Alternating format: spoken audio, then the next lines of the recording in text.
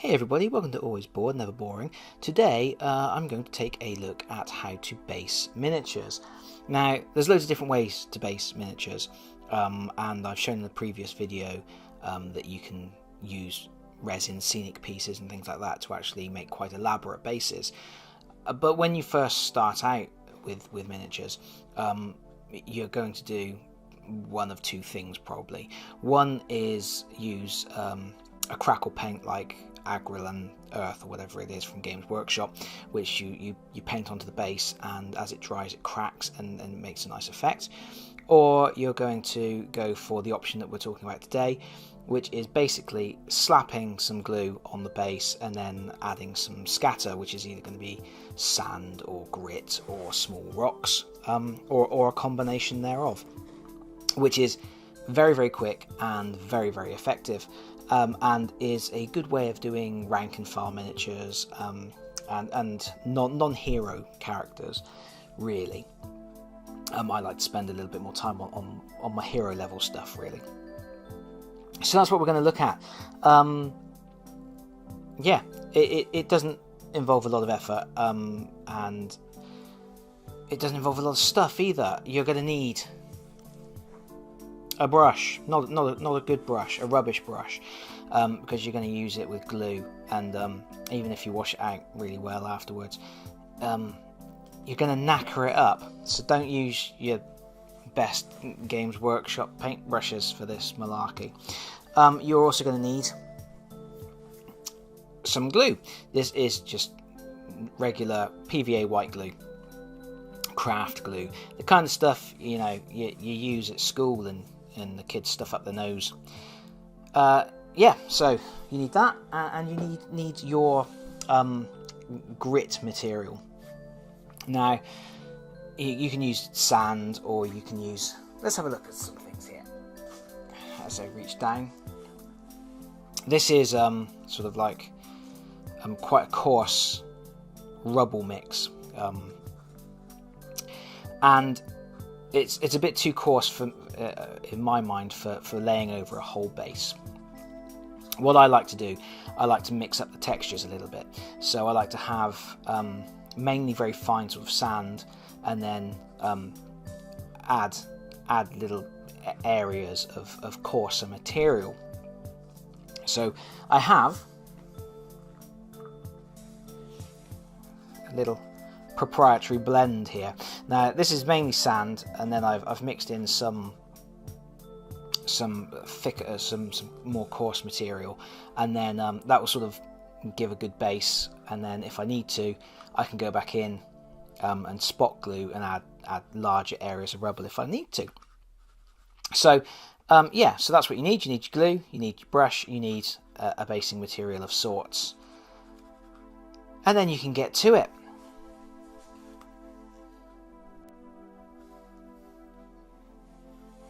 So this is the fella we're going to be basing up in this example, this little blighty Nurgle fella. Well, not so little. It's a Games Workshop figure on a pretty sizable base. So yeah, we're going to base him up. We've got some grit.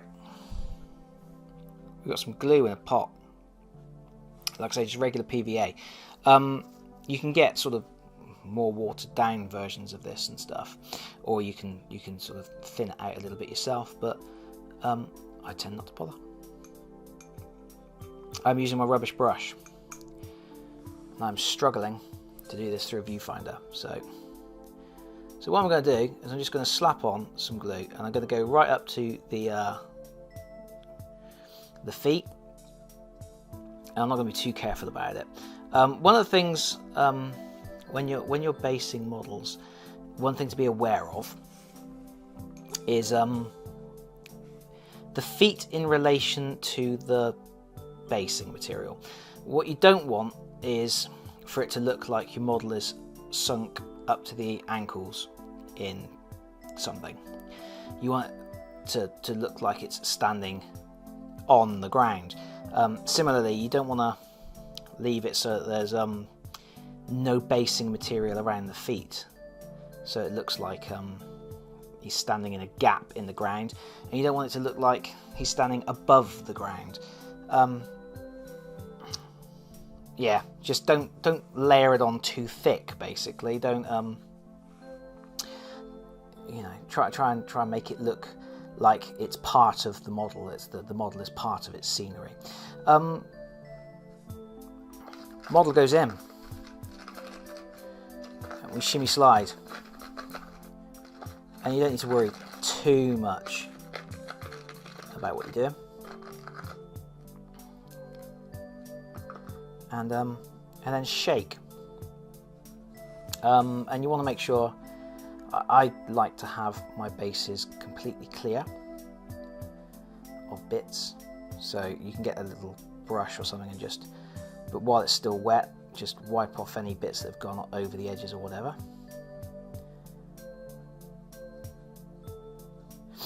And there you go. Then you need to dry. So you can see there's because I've used different types of grit, you get areas that have the coarser material and areas that don't. And if you want to later on, once this is dry, you've got to leave this to dry thoroughly, you can go back in and you can apply some more PVA and just scatter a little bit more on if you feel like it's a bit too bland in one area or whatever. And there you go. That's the model based, and you know, it's nice and easy. If you feel like you've gone over the feet too much or whatever, if I get in here, like you might feel like that toe should be a bit more exposed just while it's still wet, you just get in there and you know, move it about a bit and actually move it away. There you go. Now, obviously, that's just to base the material. Once you're to base the model, once you're in this situation, once it's dry and you paint your model. Let's move some stuff out of the way. Yeah, when it comes to painting the model, you can go for something nice and easy. Let's look at this example here. It's some Brimstone Horrors, and for this base, it's literally just been base coated grey, ink washed with a dark tone ink, and then highlighted to bring out the texture. And then I left the base like that because I figured these brimstones have burned away any vegetation or anything that might be on the base with them. But what you can do, once you've got to this stage, if you want to add a little bit more detail, you can add some flock, which I happen to have right here. Now, don't flock a whole base. It looks horrific. If you flock the whole base, it just doesn't look right. It doesn't look natural. But what you can do, and I suggest doing it sparingly, because it can look a little bit naff if you just got little clumps of it everywhere. But you just put spots of PVA on the base. And I was just reaching off camera for these. So you just put some spots of PVA on, and then you can just grab some flock with tweezers and you can just scatter it over the PVA, tap the rest off, and you will get little clumps of grass. And I tend to use it sparingly. I'm not a massive fan of flock. This tub has lasted me forever. But it can be a nice effect, and you can get different colours. This is an autumn tone. That was a spring tone I was showing you before. This is an autumn tone, which would be more fitting for my Nurgle character. And you can get an autumn tones, and you know, a dead looking grass, and yeah, that's how you can add a little bit more detail just to your rank and file characters, in a very simple and effective way. And it also using the grit method is a good way of rectifying issues that you might have with some models. Like this character, for example. This character is one of the old Warhammer Fantasy Battle models, and he came on a scenic square base. Those skulls and that plastic section there, that was an old square base. Age of Sigmar and or in this case I'm using this guy for Silver Tower and Shadows over Hammerhall, everything's on round bases. I didn't want to have one character on a square base, so what I did was I trimmed off most of the base and stuck him in the middle of a round base, and then I've used thick grit and sand to disguise the join, and then when I paint that all up and it's all painted in a matching colour tone, that's going to blend in and it's not going to feel weird. It's not going to seem like it's a base on a base. And I've done that with another character that came with a square base, the elf Corsair. So it's just a case of basically hiding the join, and then when that's all painted up, and if there's still any bits that are showing, like I say, you can use a little bit of flock or something. Sorry, I must have inhaled some of that grass.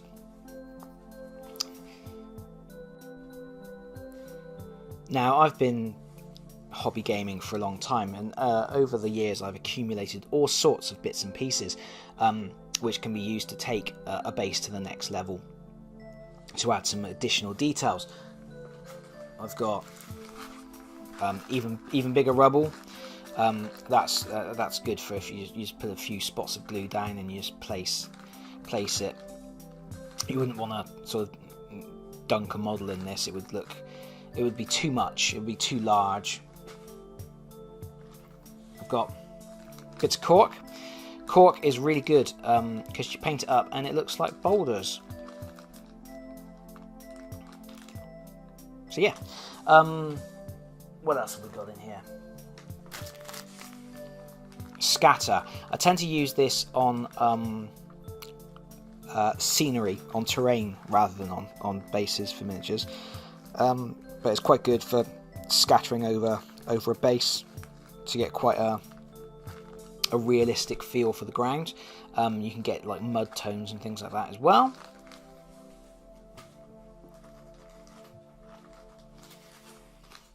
Slate. Broken up bits of slate. You can layer it up, paint it, and you can do some cool stuff with it, and you get a sort of quite a nice sort of demonic blasted wasteland type feel when you use slate. Just be careful not to stab yourself with it on the sharp bits. I've got a bag here with resin pieces. There's actually a few stones in here as well. Sometimes I'm just out and about and I go, oh look, there's a stone, I'll have that. If I feel like it's sort of a perfect size for a base or something. But yeah, this is a resin component. You could stick that onto a base. If you've got like a flyer character or something, you can mount them standing on top of that. I've got little bits of pillars. If you watched my other video on basing miniatures, talking about some of my more elaborate efforts, you'll have seen a pillar like this on one of the Anima Tactics characters. And again, you sort of mount it up, and then you use this method here to hide. Now, when you're flocking and things, obviously I'm using PVA glue.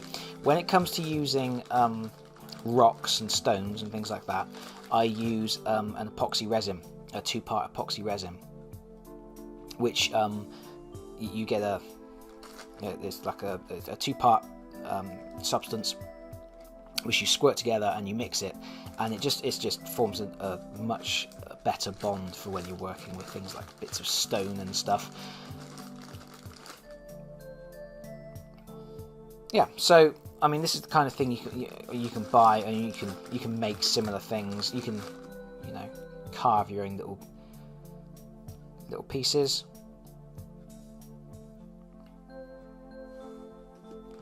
whatever you want to do, really. Once you sort of get into it, you can do whatever you want and use whatever you want them. And the more you think about it, the more you'll find cool new ways to make a hero piece stand out, or a gravestone, or anything like that, really. So yeah, so I do recommend basing miniatures. I think it adds to the model. It makes everything look a little bit nicer. But you don't always have to do a super elaborate effort. I think basing with the glue and glue and grit basically is a good level of basing for a lot of things, and then you can just add extra little details. And then as you accumulate plastic sprues, you'll quite often end up with little bits left over. Recently I based up a Cyberman for the Doctor Who miniatures game, and I had a little skull left over from a Warhammer 40k kit, so that skull went on the Cyberman base and just add a little bit of extra detail. And so when you get those little bits left over on plastic kits, keep them, put them in your bits box, because they're not just good for conversions, for, you know, arming your hero in a different way or changing the head on a character. You can also use those little bits to add detailing onto bases, and over time you sort of accumulate extra stuff, and you'll find new ways to have fun with it, really. But yeah, start out with just the glue and grit, and like I say, you know, even painting at that level is just base coat, ink wash, highlight. But then you can add more and more details, and you can really go to town with it all and have fun. And that's it, really. That's all I've got to say on basing miniatures. I hope you found this useful if you're new to miniatures hobbies. If you're not new to miniatures gaming, I haven't told you anything you didn't already know. Either way, thanks for listening. Bye bye, everyone. Bye bye.